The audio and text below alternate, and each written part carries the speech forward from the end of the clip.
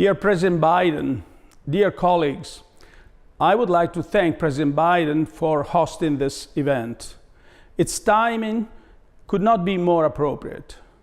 Less than 2 months from now, all of us will be in Glasgow for COP26.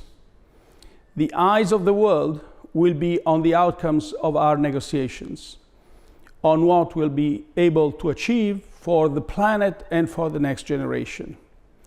In the Paris Agreement, we pledged to limit global warming to 1.5 degrees compared to pre-industrial levels. Most of our countries renewed this commitment in recent G20 meetings.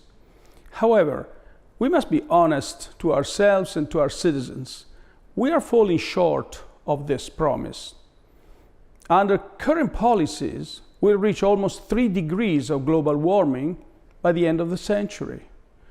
And the consequences of such an increase in global temperatures would be catastrophic. The effects of climate change are already very clear. Over the past 50 years, the number of weather-related disasters has surged 5-fold.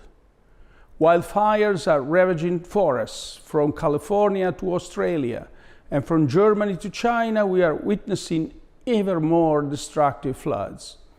In Italy, we are dealing with rising sea levels in Venice and melting glaciers on the Alps.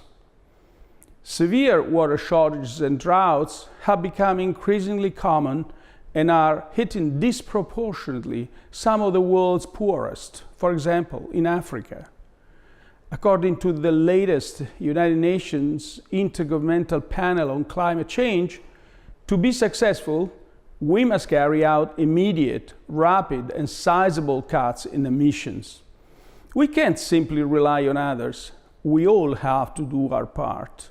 In the European Union, we set ourselves ambitious targets to reduce emissions and reach climate neutrality. We must honor our climate pledges and, in some cases, be ready to make bolder ones. And we must support our own citizens and developing countries as we undergo this costly transition. Italy welcomes the global methane pledge. We must reach a shared understanding of the need to reduce all greenhouse emissions, including methane, significantly in the next decade. And we must build on the agreement at the G20 meeting on climate in Naples, stressing the importance of credible monitoring mechanisms.